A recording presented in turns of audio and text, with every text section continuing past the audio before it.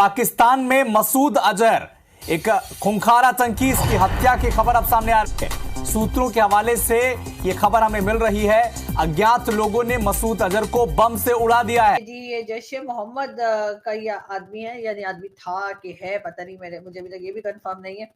मगर ये है कि कार में कह रहे हैं कि कोई बम ब्लास्ट हुआ है और जिसमें कि मसूद अजहर जो है वो मारा गया है। 2024 लगता है दुनिया बदल देगा अगर नरेंद्र मोदी इलेक्शन हार जाते हैं या जीत जाते हैं। दोनों शक्लों में जैसे इंडिया के अंदर एक डोमिनेंस है भारतीय जनता पार्टी की। ट्रंप ने कहा है कि मैंने ये जो इन लोगों ने फलस्तीन के झंडे लगा के, जो प्रो हमास हैं बेसिकली, ये लोग यहूदियों को हरास कर रहे हैं, इनकी तस्वीरें हमने ढूंढ ढूंढ के निकालनी है 2025 में जब वो आएगा, और इन सबको डिपोर्ट करें। वहाँ के लोग जबरदस्त तरीके से उन्होंने भाई अपना न्यू ईयर सेलिब्रेट किया है। ये देख सकते हैं आप जिस तरीके से वहाँ नाच गाना हो रहा है।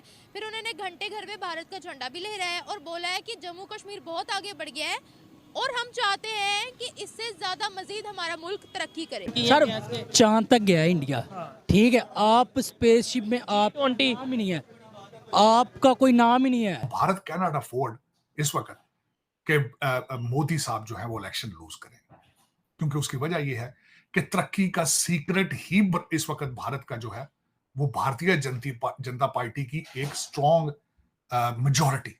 बाइडेन के जमाने में जब इलीगल माइग्रेशंस की तादाद 2023 में अमेरिका में जो अमेरिकी बच्चे पैदा होते हैं उनसे ज्यादा हो गई है, इतने ज्यादा इलीगल माइग्रेंट्स आना शुरू हो गए, तो उसका नतीजा क्या निकलता है? जाहिर बात है, जब आप बांदरों को जंगल में से लाकर शहर में रखेंगे तो उन्होंने एकदम से पैंट कोट तो नहीं पहन लेना, उनकी हरकतें तो वैसी ही रहनी। कश्मीर की आप बात करेंगे तो मेरे रिलेटिव्स है, मेरे भट्ट फैमिली से मेरा ताल्लुक है। अभी तकरीबन कोई 8-10 माह पहले वो कश्मीर से आए थे। मैंने उनसे पूछा कि आप कश्मीर में कैसे हैं, तो वो कहते हैं जी हम तो बड़े हैप्पी हैं। जय हिंद दोस्तों, जैसा कि दोस्तों आपको पता ही होगा, बम्बई में हमला हुआ था 2008 में, उसमें पाकिस्तान के मसूद अजहर का नाम आया था। उसी को लेकर अभी बड़ी खबर आ रही है, कुछ अज्ञात हमलावरों ने पाकिस्तान के मसूद अजहर को मार दिया है, ऐसी खबर मीडिया में सामने आई है। और इसी को लेकर पाकिस्तानी मीडिया भी भारत पर आरोप लगा रहा है कि भारत की रॉ एजेंसी ने यह काम किया है, क्योंकि पाकिस्तान का मानना है कि पाकिस्तान में कोई भी घटना होती है तो वह भारत की रॉ एजेंसी का नाम ले देते हैं और मोदी को कोसने लगते हैं, क्योंकि पाकिस्तानी अपनी इबादत तो खुद नहीं कर पाते हैं और दूसरों पर आरोप लगा के सारा पल्ला झाड़ने की कोशिश करते हैं। दोस्तों, मसूद अजहर और हाफिज सईद ये भारत के लिए सबसे बड़े आतंकी हैं। इन्होंने भारत को कई तरह से लौन किया है, या कश्मीर हो या पूरे भारत में जब भी बम ब्लास्ट हुए हैं। पाकिस्तान के लिए जो फादर ऑफ द नेशन कहलाते हैं, यानी कि कायद-ए-आज़म मोहम्मद अली जिन्ना, मिस्टर जिन्ना की बर्थडे थी। जी हाँ, कल 25 दिसंबर को मिस्टर जिन्ना की बर्थडे थी और कहा ये गया कि पाकिस्तान का जो टीवी चैनल यानी कि पीटीवी, पाकिस्तान टेलीविजन नेटवर्क, जी हाँ, उनका कारनामा या उनका चमत्कार ये था कि उन्होंने मिस्टर जिन्ना की बर्थडे को बना दिया उनकी बरसी। जी हाँ, उनकी डेथ एनिवर्सरी अनाउंस कर दी गई पीटीवी की तरफ से। आप हाल देख सकते हैं कि पाकिस्तान में जो प्राइवेट ऑर्गेनाइजेशंस को अगर छोड़ दिया जाए और गवर्नमेंट ऑर्गेनाइजेशंस की हालत को देख, ये बात अभी तक सरकारी इदारों को मालूम नहीं है। और कल ये बिल्कुल ऐसी एक हरकत की गई पीटीवी की तरफ से जो कि काफी एम्बैरेसिंग थी और उसके ऊपर काफी लोग नाराज भी हुए। मगर पीटीवी फिर पीटीवी है और पीटीवी जो है वो कुछ गलती मानने को और अपने आप को सुधारने को तैयार नहीं है। अब बात हो गई पीटीवी की, यानी पीटीवी का अब यह हाल हो गया। पहले भी पीटीवी में जो है वो भाई लोग के ही लोग लगे होते थे, जितने आपको टीवी एंकर्स नजर आते हैं या नजर आया करते थे पहले, या अब आगे जो नजर आते हैं सबके सब जो है वो भाई लोग की पर्ची लेकर आए होते हैं। और पीटीवी को तो कहा ही ये जाता है कि जी आईएसपीआर की तरफ से चलाया जाता है और जो बात वो कहते हैं वही बात बोली जाती है। तारिक साहब की बताई हुई बातें, तारिक साहब की सिखाई हुई बातें जो है वो भी बहुत ज्यादा मुझे हमेशा उन बातों ने हेल्प किया। और शुक्र की बात यह है कि मैं उन इंसानों में से या उन पाकिस्तानियों में से हूँ जो अपनी गलती को तस्लीम करके और अपने आप को ठीक करने की कोशिश भी करते हैं।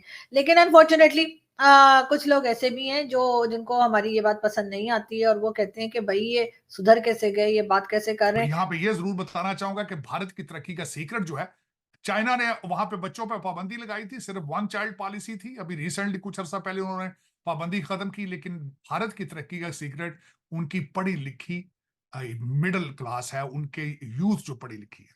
उससे अगला वाकया हुआ है कि ट्विटर को इलॉन मस्क ने खरीद लिया, आजाद कराया ऑलमोस्ट। दुख वाली बात है, ट्विटर के हालात ये थे कि डोनाल्ड ट्रंप, अमेरिका का प्रेसिडेंट, उनका ट्विटर अकाउंट सस्पेंडेड था लेकिन हमास और तालिबान के ट्विटर अकाउंट तो चल रहे थे। उससे अगली बात जो चलेंगे, चंद्रयान एक बहुत बड़ा स्टेप भारत के लिए। ना सिर्फ वो चांद पे गया, उसने नेशनलिज्म को प्रमोट किया, उसको पूरी कौम का मोराल जो है वो बूस्ट हुआ। वो सबसे बड़ा फायदा भारत को उसका ये हुआ। उसके बाद मैं अगले स्टेप पे चलना चाहूंगा कि भारत को G20 ने बड़ा बूस्ट किया। G20 आया और पूरी दुनिया के स्क्रीन पर आया। मोदी साहब ने, हालांकि उसमें जो है वो प्रेसिडेंट शी और बाइडेन ने शिरकत नहीं की, लेकिन अफ्रीकन यूनियन को उसके अंदर दोस्तों, मसूद अजहर और हाफिज सईद ये भारत के लिए सबसे बड़े आतंकी हैं। इन्होंने भारत को कई तरह से लौन किया है, या कश्मीर हो या पूरे भारत में जब भी बम ब्लास्ट हुए हैं, या जयपुर का मंदिर हो या Bombay bomb blast, Delhi bomb blast या संसद पर हमला, बहुत सारे हमलों में इन दोनों का नाम आता है और यह कबूल भी करते हैं। और इनको पाकिस्तानी सेना की ISI ने शरण दे रखी और इनको UN और अमेरिका के द्वारा आतंकी भी घोषित किया जा चुका है। उसके बावजूद पाकिस्तान ने इसको कैद नहीं किया है, खाली सिर्फ हाउस अरेस्ट किया है और वहाँ पर फुल सिक्योरिटी लगा रखी और उनको दुनिया की पूरी लग्जरी लाइफ मिल रही है जो बड़े बड़े बिजनेसमैनों को मिलती है। और वहाँ से ही भारत के खिलाफ आतंकवादी गतिविधियों करता रहता है और पाकिस्तान की आर्मी भी उनका साथ देती है। आने वाला समय मसूद अजहर के लिए ठीक नहीं होगा। ये तो पता, या तो मसूद अजहर मारा जा चुका है या फिर वह जिंदा है। इसकी कोई पुष्टि नहीं की गई है, पर मीडिया की खबर के अनुसार तो मारा जा चुका है।